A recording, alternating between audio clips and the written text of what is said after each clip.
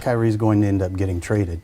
But I think what Ron was saying is really unfair to Kyrie. I don't think this is youth and ignorance. This is a guy who handled this situation exactly like he was supposed to.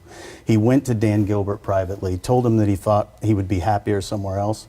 The absolute worst thing this guy could have done was pretend to be all in and sink the ship from within. Most guys don't have the courage to do what he did. So that's not youth and ignorance. That's a little bit more courage than people give him credit for. For more on the Kyrie Irving situation, Dave McMenamin joins us from Los Angeles while I am here in Bristol. Thank you for joining us here on Coast to Coast. I saw you yesterday on the jump with David Griffin. My big question for you was, because I'm sure that there was more there that was said that we couldn't really understand. What was your biggest takeaway from what he said about Kyrie? Carrie, I can see you. I can't hear you. But if we're going to talk about the Cavs, and I can try to give you an answer based on our preparation for this segment, certainly David Griffin's presence yesterday, I saw a man at peace with himself. He's even has a little bit of the David Letterman beard going on now that he's out from under the daily stress of that job.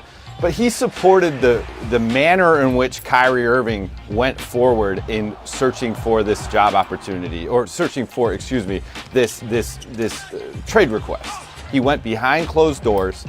He told Cavs owner Dan Gilbert what he requested, and he hasn't said anything since. You know, he's been completely quiet and allowed this process to play out.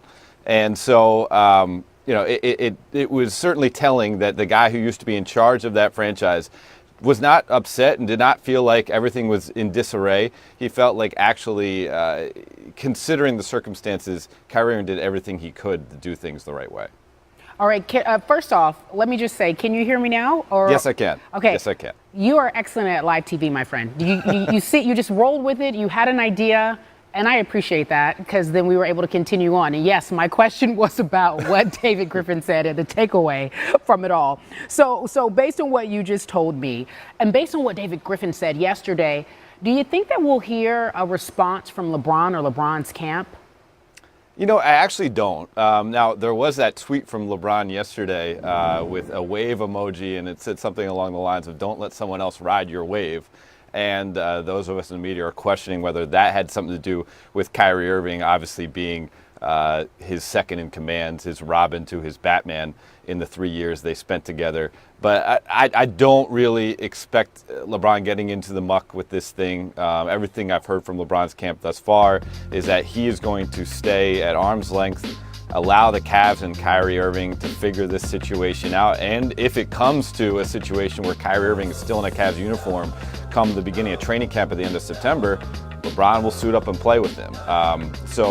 No, I would be surprised if LeBron had something to say about this. David Griffin said yesterday he believes that Kyrie would be traded. Yeah. What, in fact, could the Cavs actually get for Kyrie, or who could they consider trading him to? Well, Carrie, the Cavs are saying they have zero urgency right now to be able to conduct a deal based on the people I've spoken to in the organization. But they also, part of that reason they don't feel like they have urgency is that they know their asset is so valuable. They look at him as a 25-year-old superstar just entering into his prime, someone who can score from all three levels, at the rim, off the dribble, from the three-point line, and someone who really is under an economical deal considering today's NBA. I mean, Steph Curry's making $40 million, Kyrie Irving's making $20 million. You'd say that's probably a bargain. So they expect to get the type of assets back that can not only help the team in the short term, which would be getting back to the NBA Finals for a fourth consecutive year, but also set them up for the future, because no one knows what's going to happen in the summer of 2018, where LeBron's going to go. So they'd like to get back some young assets, but some pieces that can help them immediately in their hunt to get back to the NBA Finals. Wow, this situation gets more and more interesting as the offseason in NBA continues. One last thing I want to ask you before you go. David Griffin used the word courageous. What did you think about that? It's certainly interesting, because everyone, I certainly know people around the NBA were very curious to see, Griff come out of the dark and speak to us yesterday about that. And he's as close to the situation as anyone. And it's kind of saying a lot without saying a lot. It means to me that he believes that Kyrie Irving has done a lot over these last 3 years that went kind of underappreciated. David Griffin was the guy in the summer of 2014 who met Kyrie Irving in a restaurant in New York City and said, we're going to build this franchise around you moving forward. Here's a max extension. I envision you being like Steve Nash was in Phoenix when I was with the Suns organization. 11 days later, LeBron James comes to the Cleveland Cavaliers, and that plan was completely scrapped. And Kyrie had to deal with that and learn on the fly and go from being a young, emerging player to a championship caliber player.